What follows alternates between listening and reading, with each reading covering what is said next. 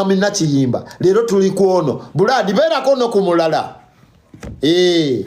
bera kono kumulala Uganda ojimanyi wano tuli mu reality daddy reality okola akakadde bwoti nokola oti ogendo laba tokalaba ngakaweddewo ngatoyino nonya akala ngakaweddewo nti omwezi guno ngenda funa buna guli omwezi nfune bubiri tebiri ko mujje bweru mukole mwe butiktok oliwa tata webale kola bweru mu office emyaka gyonna gyomazeyo nofunayo siyenta tweyanziza nnyo omukozi w'omu office ebbanga lyonna liwavumira abantu Blood ina siyenta naweddemu amaanyi the fact that wakomyewo bunze sisobola zanya comedy zanya comedy onsinga ki ngenda kukukozesa ono gaya atwala omwana wange ku ssomero mpe namba ya simu buli luna every day kere ekibuli atia kiraya nti bamukole lete simu ogenda kutwala omwana wange ku ssomero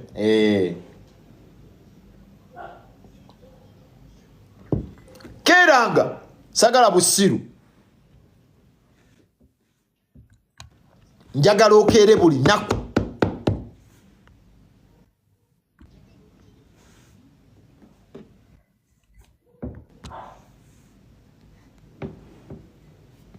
Uganda eyo kya buladi ogenda kujiwulira wallahi bitallahi nkikugamba tugatta busiramu ng'eddiini y'ebusiramu yetugatta Uganda egenda kukubabula egenda kukwoca ogenda kujiwulira waduulira nnyo abantu omanyi mwe mulowooza mbu we muvuma abantu bigenderaawo nkulabye ovumye nnyo abantu naye ate ensobi gy'obadde okola ovumye nnyo aliye ni sikini ate nga bakiraya nti be bakomawo ebweru ogenda vugaani essaawa yonna ogenda kubeera mu siyenta weebaka olunaku lulamba nga tovuze wadde enswera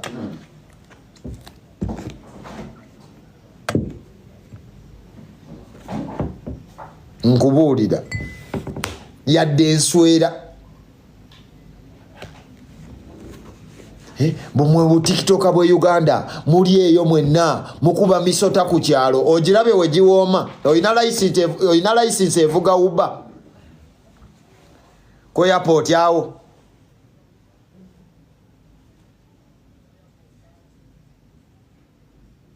ogirina sisobola zanya comedy sisobola zanya bi comedy ebyo mwana buladi business esatu zoyina ekibuuzo kyenimbuuza kyogamba you're so proud okubanga ovuga wuba abasajja bajasi babeerayo n'obudala bwa chapati n'obudala bwa chips chapati Rolex naawe kyekibuuzo Uganda eyo kya buladi egenda kukwoca anti olugooti mu kinyanga asatu gokoledde wiiki gagenze shoko zikubye 2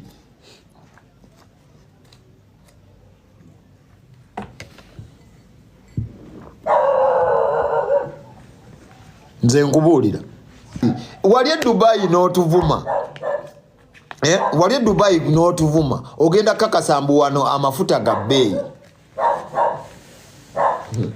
anti muwagira gavumenti ogenda kukikakasa wano kati buladi wano e Kampala nkulayirira olaba wano e Kampala era komako ebyo byakunjerega naye kati tulina obusungu bungi komako ebyo ensonga lwaki nzize wano obadde oyisa mukazi wange mukamwako ekyo kikyamu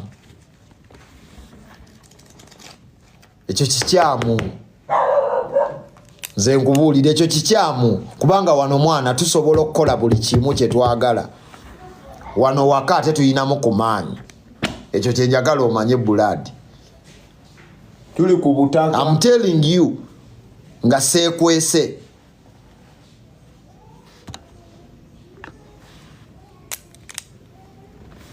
wano waka bino si bya Dubai mbu nogenda nosisinkana Sefuko mbuzi dekita wano nkukuba oluyi buladi ate notabako kyonkola wano waka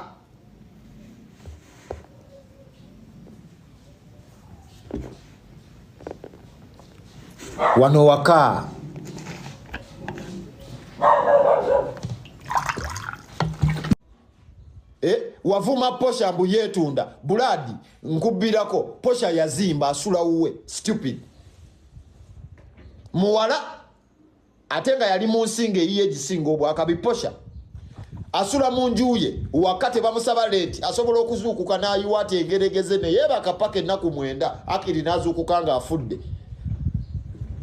posha simanya gwe posha wetunda buladi posha asula uwe yazimba that girl. It's funny. Actually, I think mba TikTok abe Uganda yomu kubawala abazimba. Yomu kubawala abazimba. Uwe munju. Omumwakolera bu video we bwati buyeka sukati. Yazimbe uwe. Ekibuuzo osula wa.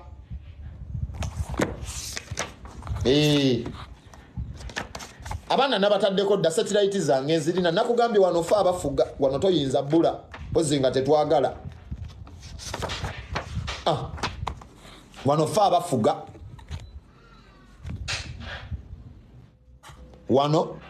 abafuga ako koyina okumanya waliwo gwe bayita litahola olinga obusa nga babukubye bwe bati mu kipooli obumanyi we buba bufaanana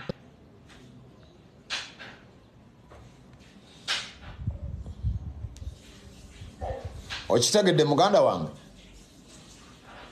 buladi anko nakugambye kola video nkole live kimanyi tosobola bino biraba toyina data ne ku airport internet teba nnungi okirabye okola ku airport tonava bweru wadde Dubai bakudiportinga oku airport oli bweru oli munsi ndala actually oli mu refugee camp tetumanyi wookolera era mwanange buli ka TikTok akaddayo kakola airport taxi wane ba TikTok oli musiru. You don't have ketchup, so you can just eat just like that. Bu TikTok bonna airport taxi buladi okola mulimu ki ekibuuzo opangisaawa we baba tebakuwasa nakyo mbadde njagala okinkakasa oyo omukyala akola ku sports betting enajjana nkumbi awo we mubeera we baba tebakuwasa njagala oveeyo nkakasa we baba tebakuwasa gw'olina olukusa olwogera ku bawala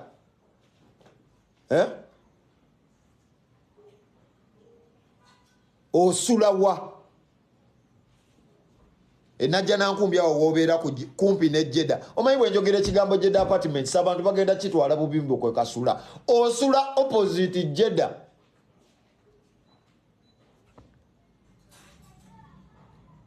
togenda kussa buli omu mwana ekimala nze togenda kunzisa buladi ekyo nkikulayirira naddala ng'oli Kampala ekyo nakirayira ebyo mutuvume nga muli bweru naye wano ate nze siwemula because nina ekyokufiirwa but ngenda kukola research yange nzije nkugambe facts enamasuba sole najja nankumbi woosula mu nju eyoyo omukazi omunene gwagisasula akola ku betting oba yakuwasa mbadde njagala ombuulire bw'omaliriza okuŋŋamba ekyo sebo mwekwatanga obutabo ne banaye ya Allah ya Rabbi oyina amaanyi weebale eva bagamba oli yanika obuziina bw'abantu ya Rabbi okirabye mbu capital million 16 ate nga buli nnaku zeesala kuba emmotoka esala ssente buli nnaku ate olabika oyinawo 15 wakakola mmeka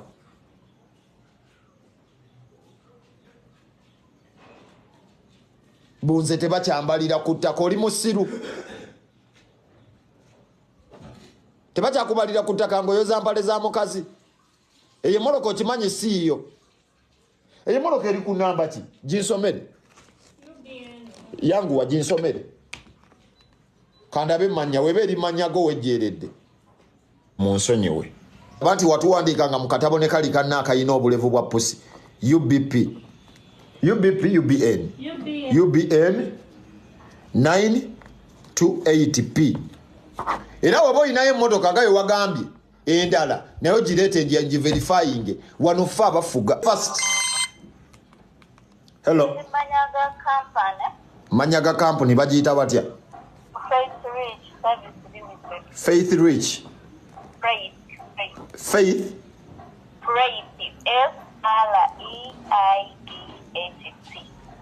F-R-E-I-D-H-T.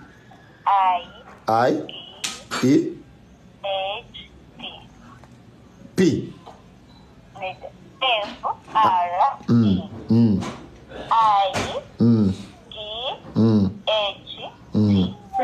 Freight. Freight Rich Services Limited.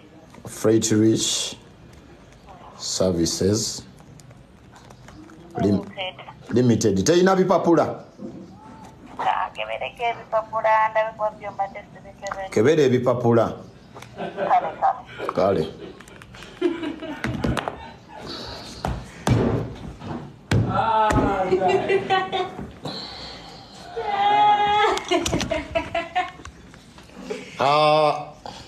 Bloody tonatuuka ku level eyomba nange. Bane buli gwen disappoint nze mu nsonyiwe. Oyo omwana tanatuuka ku level eyomba nange. Mbadde njagala nange muwo omulimu agenda akebera amamotoka gano gonna. Bino byakweraga.